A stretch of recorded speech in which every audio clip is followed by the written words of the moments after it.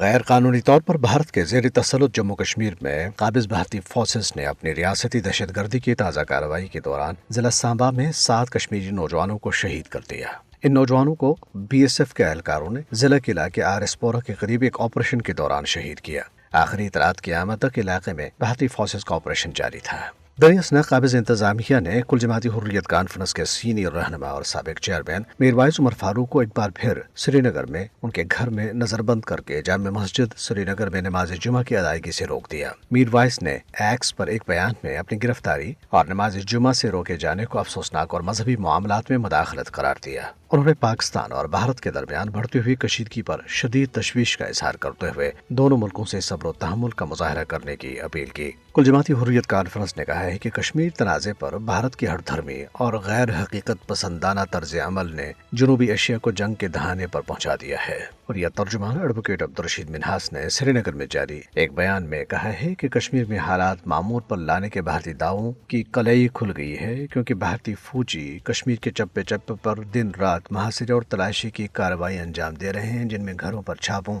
بے گناہ نوجوانوں کی گرفتاریوں، املاک کی ضبطی، تشدد اور ہراسگی کی کارروائیوں میں کشمیریوں کی زندگی اجیرن بنا رکھی گئی ہے۔ ترجمان نے کہا ہے کہ بی جے پی کی ہندو فسطائی حکومت حق پر مبنی کشمیریوں کی تحریک آزادی اور پاکستان کے حوالے سے اپنے جھوٹے بیانیے کے ذریعے عالمی برادری کو گمراہ کرنے کی کوشش کر رہی ہے۔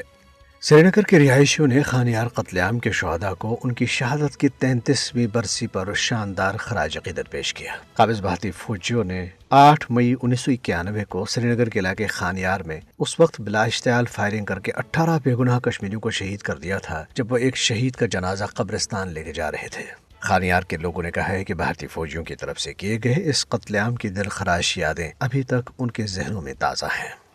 دریاس نے مقبوضہ علاقے میں قابض حکام نے تمام تعلیمی ادارے 12 مئی تک بند کر دیے ہیں۔